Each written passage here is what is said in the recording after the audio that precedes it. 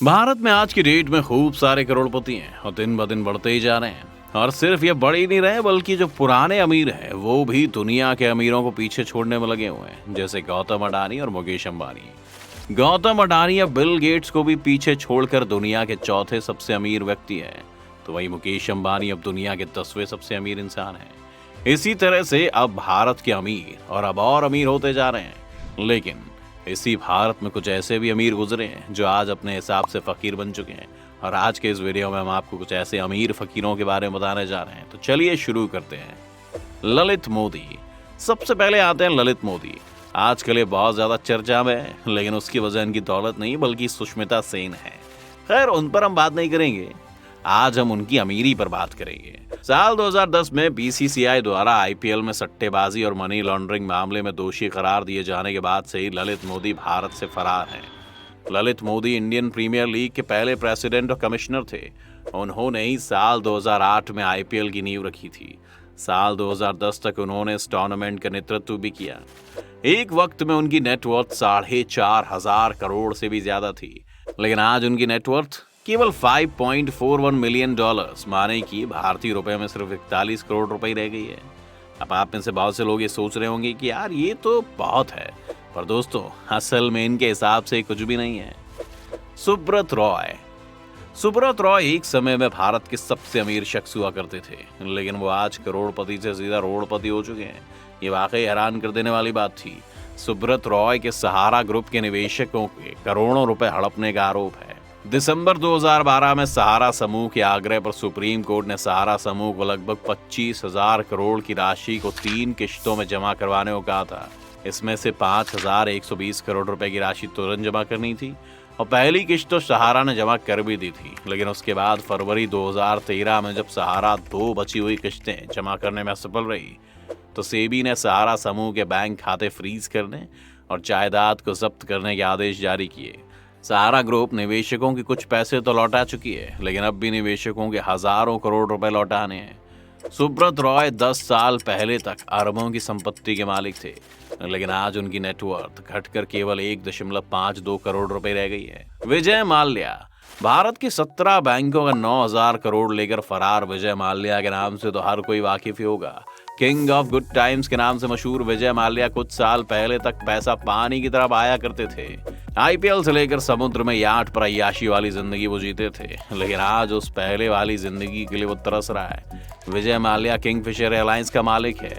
आज ये एयरलाइंस डूब चुकी है। माल्या पर गिरफ्तारी की तलवार लटक रही है। उसकी स्थिति ये है कि वो भागा भागा फिर रहा है। माल्या को एक और संज्ञा दी जाती है। उस पर फिलहाल कर्जदाताओं के पैसे खाने का आरोप है। भारत में उसकी कई संपत्ति भी कुर्क हो चुकी हैं। बता दें कि माल्या मार्च 2016 में ब्रिटेन भाग गया था। भारत सरकार माल्या को भगोड़ा घोषित कर चुकी है। साल 2022 में विजय माल्या की नेटवर्थ $1.2 बिलियन थी, जिसमें से उसे $1 बिलियन का कर्ज चुकाना है। अब इससे आप अंदाजा लगा सकते हैं कि उसकी क्या हालत है।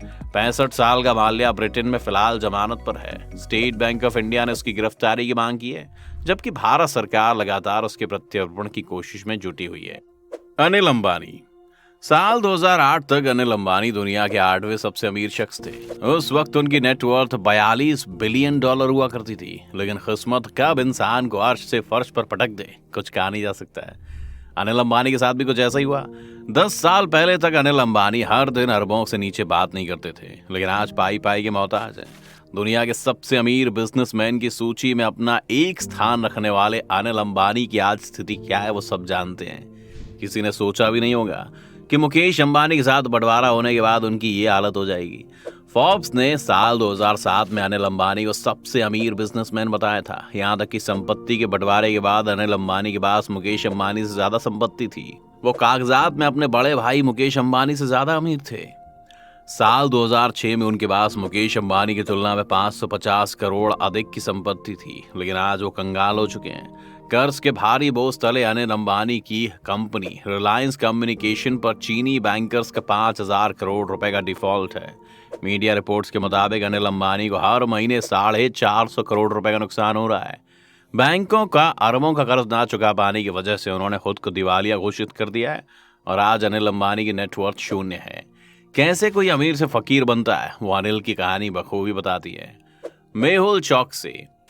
पीएनबी स्कैम में 14,000 करोड़ रुपए का घोटाला करने वाले मेहुल चौकसी के पास 2017 से एंटीगुआ की नागरिकता है। वो गीतांजलि ग्रुप का मालिक है, जिसके भारत में 4,000 स्टोर वाली रिटेल ज्वेलरी कंपनी है। साल 2018 तक मेहुल चौकसी की नेटवर्थ $150 मिलियन यानी कि 1,142 करोड़ रुपए के करीब थी। साल 2022 में ये घटकर केवल $3 मिलियन यानी कि 23 करोड़ रुपए के करीब ही रह गई। नीरव मोदी। गुजरात का हीरा कारोबारी और पीएनबी स्कैम में $2 बिलियन का घोटाला करने वाला नीरव मोदी साल 2018 से भारत से फरार है। नीरव मोदी फिलहाल ब्रिटेन के दक्षिण पश्चिम लंदन के वेंट्सबर्ग जेल में बंद है।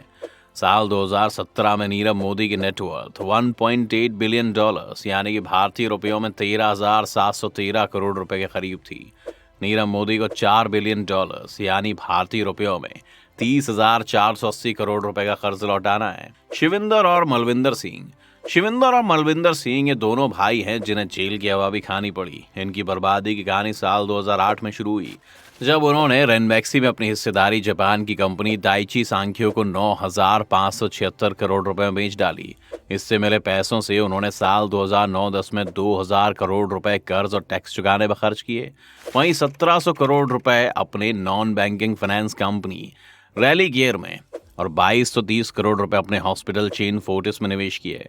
रैली गियर तथा फोर्टिस ने भी साल 2010 से 14 में अपना विस्तार किया, लेकिन मंदी आने पर इन पर भारी कर्ज हो गया। सिंगापुर के इंटरनेशनल कोर्ट ऑफ आर्बिट्रेशन में की गई अपनी अपील में कहा कि दोनों भाइयों ने इंटरनेशनल कोर्ट ऑफ आर्बिट्रेशन में कुछ दिन बाद ही अमेरिका ने रेनबैक्सी की दवाइयों के आयात पर यह कहते हुए रोक लगा दी कि उनकी दवाएं गुणवत्ता वाली नहीं है। इंटरनेशनल कोर्ट ऑफ आर्बिट्रेशन ने दोनों भाइयों के खिलाफ फैसला सुनाते हुए उन्हें दाइची को $50 करोड़ हर्जाना देने का आदेश दिया। अब आपने अगर गौर किया तो देखा होगा कि इन सब में एक बात कॉमन होगी कि इन सबको बैंक के कर्जे ने डुबोया है या फिर घोटाले ने।